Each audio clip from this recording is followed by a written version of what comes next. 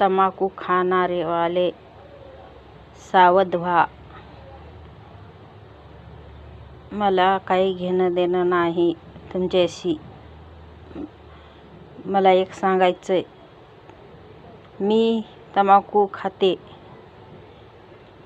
तर मी आज हातावर तोटा घेतला.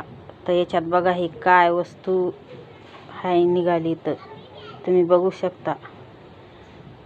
तुम्हाला खायची तर खा, मात्र सावध व्हा.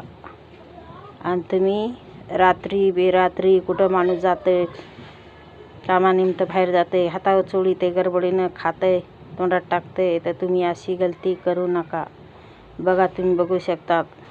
आत्ता सकाळचे 11:15 वाजलेत, तर मी असा हातावर घेतला आणि खायला बघितलं, तर ते मी एकदम अशी भेले, म्हणजे हे काय आहे म्हणून शिनी हातात मी घेतलं, तर चोपडं लागलं. मला लागून मी माझ्या हातानं खाली पडलं. खाली पडून त्याचे तुकडे झाले 4.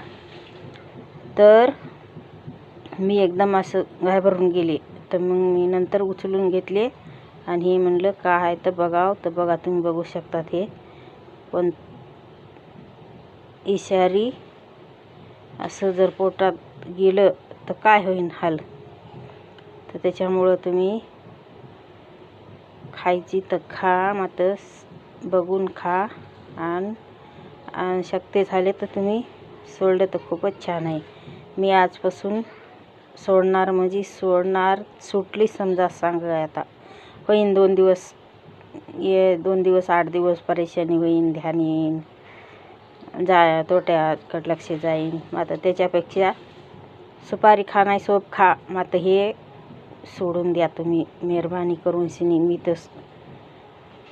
तर सोडली समजा. आता मी नाही खाणार, कधीच नाही खाणार. इतके दिवस येत होते, कोंबड्याची पक्क यायची, पुन्हा सुतळी यायची, काही पहिलं मी खूप काय बघितलं. मग आज जे मी डोळ्यानं बघितलं, तर मी एकदम घाबरून गेले. तर मी नाही खाणार आजपासून. ही चूक कधी होणार नाही अशी. मग ते सांगतात कंपनी, तर बरोबर सांगते ना. कॅन्सर होते तर मग कशामुळं होते? ते तंबाखूमुळे तर नाही होणार, मात्र ही अशी बाकीची वस्तू पोटात गेल्यावर बरोबर कॅन्सर होणार. हे बघा इशारी हे का नाही काय आहे तर बघा तुम्ही बघू शकतात. हे त्याचे 4 तुकडे झाले. तर मी बघा